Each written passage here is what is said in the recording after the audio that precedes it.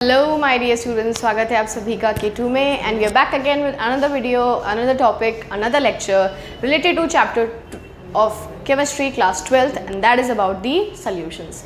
तो हम ऑलरेडी इस चैप्टर के अंदर 3 लेक्चर्स ऑलरेडी आप लोगों के लिए लेकर आ चुके हैं। जिस किसी ने भी नहीं देखा है वो चैनल पे जाके ज़रूर देख सकता है। और आज ही बहुत ही इंटरेस्टिंग और बहुत ही इंपॉर्टेंट टॉपिक के बारे में दोबारा से डिस्कशन स्टार्ट करेंगे about the solutions. And without wasting time, let's move forward towards the topic, and that is about the students' colligative properties.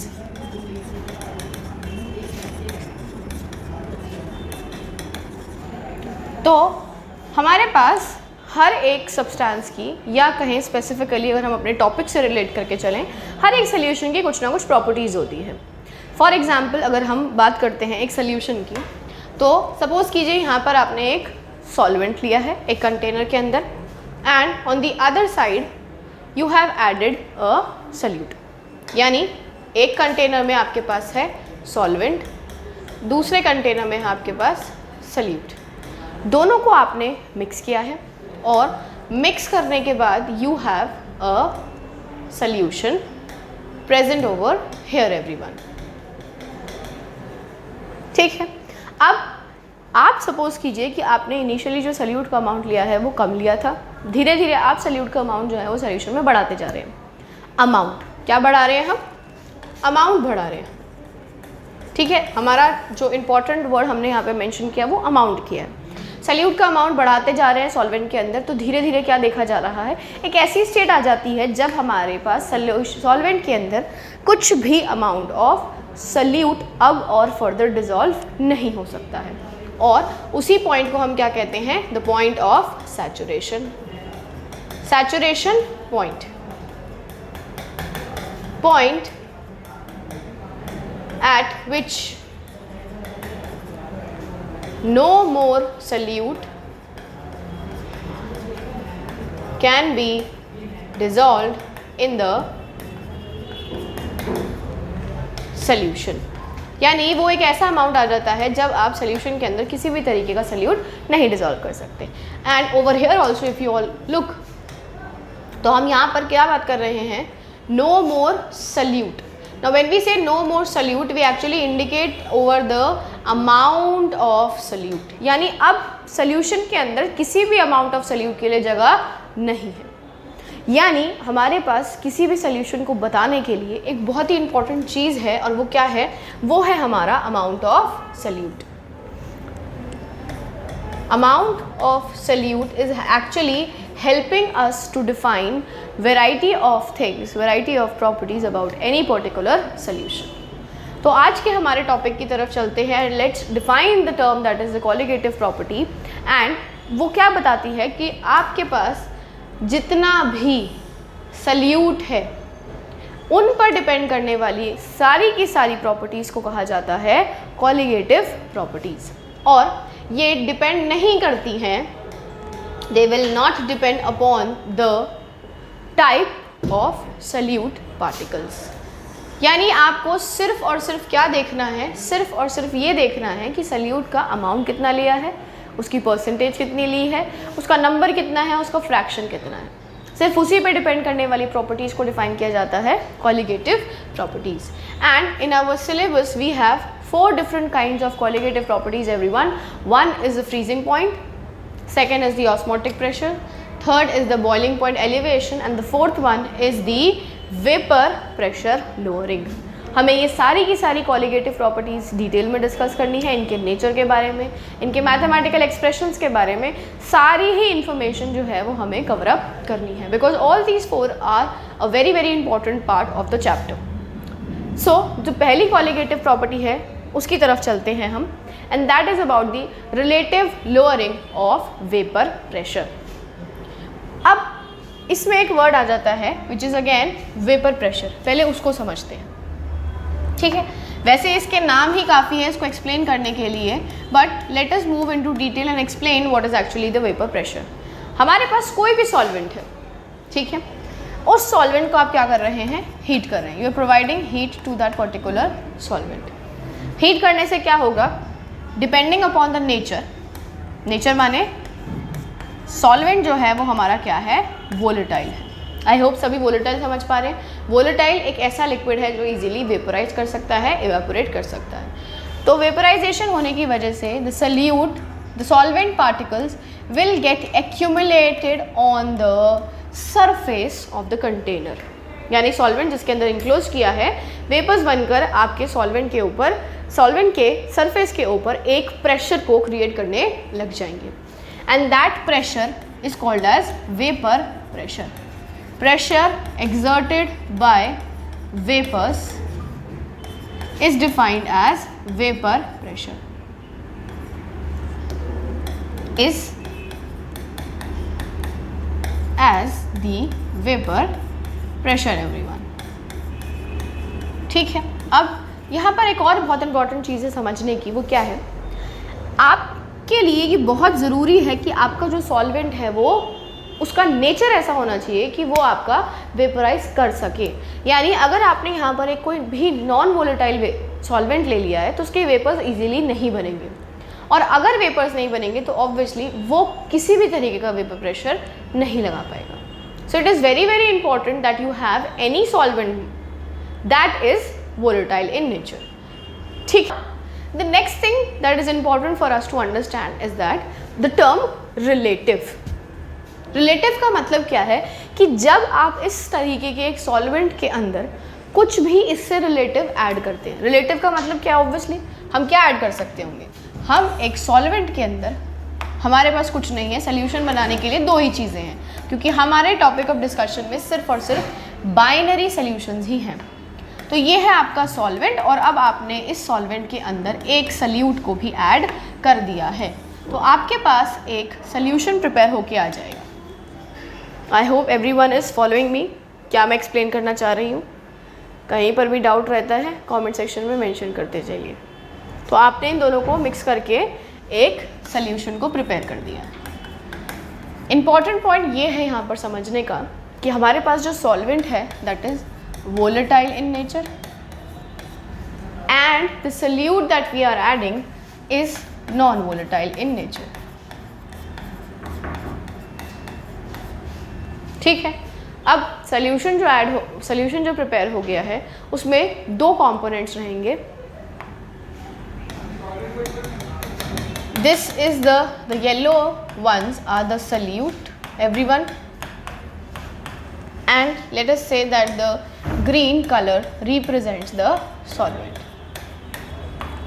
ठीक है, अब हमने ये पढ़ा हुआ है, ऑब्वियसली हमें ये पता है कि जब भी हम सॉल्यूशन बनाते हैं तो सॉल्वेंट का अमाउंट जो है वो हम ज़्यादा लेते हैं। तो सॉल्यूशन के अंदर हमारे पास solvent is obviously in the greater amount, और इस सॉल्वेंट का जो नेचर है वो भी कैसा है हमारे पास, दैट इज़ वोलेटाइल। तो अब अगर आप इसको हीट करेंगे, यानी सॉल्यूशन को आप वेपोराइज करेंगे, तो आपके पास ये जो सॉल्वेंट के मॉलिक्यूल्स हैं they will reach towards the surface, यानी वो इवेपोरेट करना स्टार्ट करेंगे, और इवेपोरेट करके they will try to accumulate on the surface of the container. Surface पर आना चाहेंगे वो, और वहाँ आकर एक वेपर प्रेशर को वो अप्लाई करना चाहेंगे।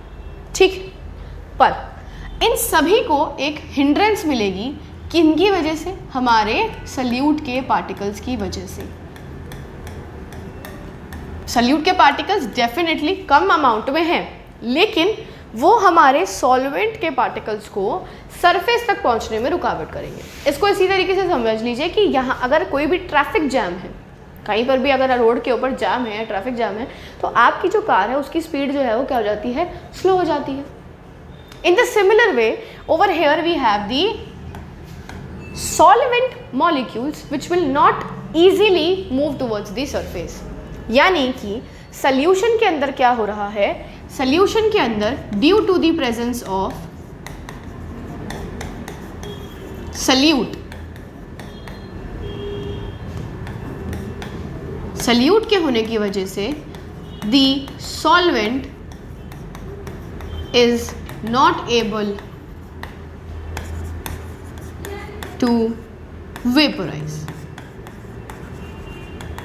या फिर हम इसको इस तरीके से कह सकते हैं कि जो प्रेशर एक्सर्ट हो रहा होगा सॉल्वेंट से वो क्या होगा, कम अमाउंट में होगा।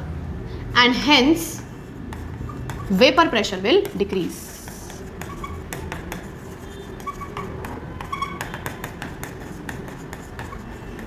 तो जो हम स्टोरी स्टार्ट कर रहे थे टॉपिक ऑफ रिलेटिव लोअरिंग, अब हम उसी पॉइंट पर आ गए हैं, क्योंकि हमने अब क्या कह दिया है कि कोई ना कोई वेपर प्रेशर के अंदर क्या हो गया है जी, डिक्रीज हो गया है। किसकी वजह से? एक रिलेटिव चीज़ आने की वजह से। रिलेटिव चीज़ का नाम क्या है हमारा? सल्यूट। सॉल्वेंट का नेचर वोलेटाइल है, it will definitely try to evaporate and reach towards the surface. जितनी उसकी कैपेसिटी है, जितनी उसके पास एनर्जी आएगी, उस सारी की सारी एनर्जी से it will reach towards the surface, but there will be a hindrance due to the presence of this non-volatile solute। और इसी रीज़न की वजह से अब हम ये देखेंगे कि सॉल्यूशन का जो वेपर प्रेशर है वो क्या हो जाएगा, कम हो जाएगा in comparative to the vapour pressure of the solvent everyone. तो अगर हम ये कहते हैं कि हमारे पास जो वेपर प्रेशर है of solvent that is equivalent to let us से P नॉट A, ठीक है, या हमारे पास ये जो सॉल्वेंट था इसकी प्योर स्टेट है। प्योर स्टेट का मतलब है 100% हमारे सॉल्वेंट का अमाउंट है और इसमें ये जो प्रेशर लगाया that is equivalent to P naught A। अब अगर आप सोल्यूशन की बात करते हैं तो लेट अस से हमारे सोल्यूशन का जो वेपर प्रेशर है उसको हम ले लेते हैं PS, vapour pressure of solution everyone we are taking to be as PS, ठीक है। अब ये हमने everyone we have indicated the vapor pressure of respective things. Now we will come up towards the mathematical expression. तो mathematical expression में हम क्या देखते हैं? सबसे पहले तो एक चीज़ इंपॉर्टेंट है कि प्योर स्टेट का जो भी कोई वेपर प्रेशर है सॉल्वेंट का वो आपका ग्रेटर है आपके सॉल्यूशन से। तो अगर आपको डिफरेंस निकालना है तो आप कैसे लिखेंगे? P naught A minus PS is actually equivalent to the change, यानी कितना लोअरिंग हो रहा है वेपर प्रेशर का आपने वो निकाल दिया। अब इसको रिलेट करते हैं हम लोग रिलेटिव लोअरिंग से। Now we have relative lowering of vapour pressure. तो रिलेटिव का मतलब है जब आप इनिशियल से आप उस चीज़ को रिलेट करते हैं। तो we have P naught A minus P naught A and that is equivalent to everyone the relative lowering of vapour pressure. तो ये हमारी टर्म आ गई है। अब इसको बनाना है आपको in terms of the colligative property, क्योंकि हम इसको डिफाइन कर रहे हैं कि ये हमारी कॉलिगेटिव प्रॉपर्टी, और कॉलिगेटिव प्रॉपर्टी हमने वो कहा है जो सिर्फ और सिर्फ अमाउंट ऑफ सॉल्यूट पे डिपेंड करेगी। तो आपने अभी सिर्फ और सिर्फ एक्सप्रेशन प्रिपेयर किया है ऑफ द रिलेटिव लोअरिंग। अब आप इसको बनाएंगे कॉलिगेटिव प्रॉपर्टी। तो कुछ नहीं करना है आपको, P naught A minus PS is equi upon P naught A। Now because it is a colligative property, so it will only and only depend upon the amount of solute added. और यहाँ पे हमने जो amount of solute लिया है that is taken in the terms of mole fraction, यानी xi भी जो हमने लिया है that is the mole fraction of solute।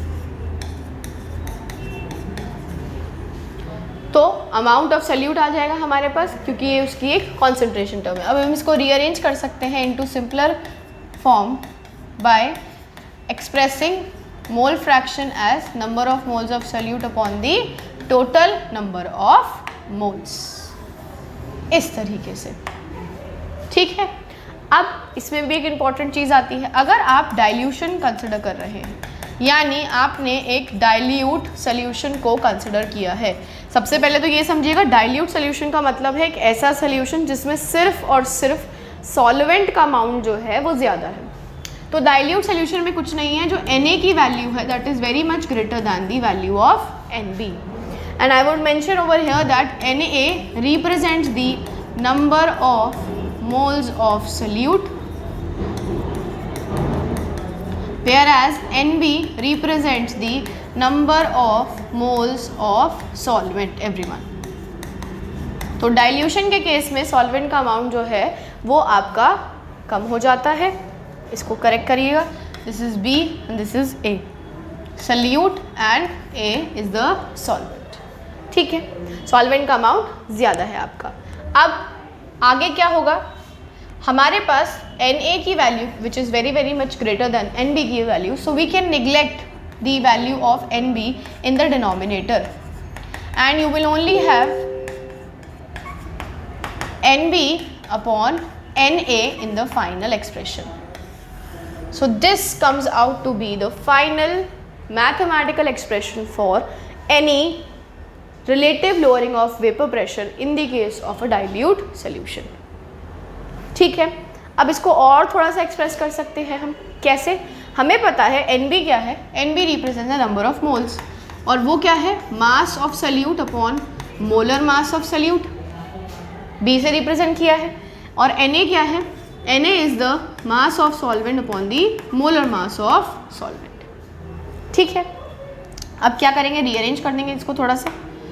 Rearrange करने से क्या आएगा हमारे पास, WB upon MB multiplied by MA upon WA। ठीक है, अब क्या करना है, नेक्स्ट स्लाइड पर लेकर चलते हैं हम लोग इसको। हमारे पास चल रहा है P0A minus PS by P0A is equivalent to WB upon MB multiplied by MA upon WA। अब आप कीजिए यहाँ पर न्यूमरेटर और डिनोमिनेटर दोनों को ही 1000 से मल्टीप्लाई। अब ध्यान से देखिएगा सभी लोग, हमारे पास एक एक्सप्रेशन आ रहा है weight of solute, molar mass of solute, weight of solvent, और साथ में आ रहा है हमारे पास एक 1000 का फैक्टर।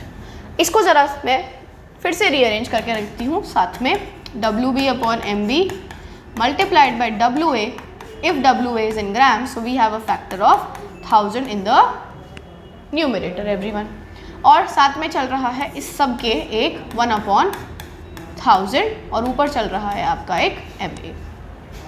ठीक है, अब आप लोग थोड़ा सा ध्यान कीजिए और याद कीजिए कि ये जो पूरा का पूरा टर्म आया है हमारे पास, वो किस चीज़ को इंडिकेट करता है everyone. This whole is actually nothing but only and only called as molality.